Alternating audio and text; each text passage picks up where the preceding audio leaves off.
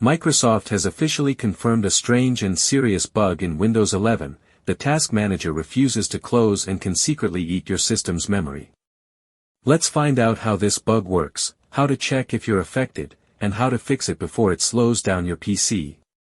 Normally, when you hit the X button, Task Manager should quit completely. But due to a recent bug, it doesn't actually close, it just hides in the background. Each time you reopen Task Manager, another instance starts running, even though you can't see it.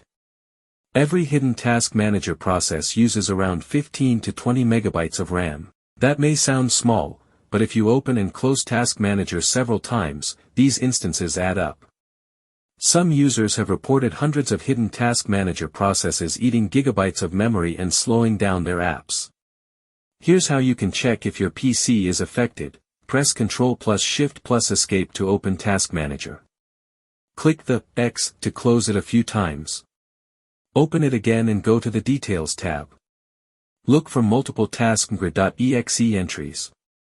If you see more than one, your system has the bug. To fix it, you'll need to manually close all Task Manager processes. The quickest way is through Command Prompt. Open Command Prompt as administrator. Type the command, taskkill.exe/mtaskmgr.exe/f, press Enter. Microsoft has acknowledged this issue and is investigating a fix. Until then, avoid using the Close button. Instead, use the End Task button inside Task Manager to properly close it. So, if your PC feels slower lately, check Task Manager, it might be the culprit.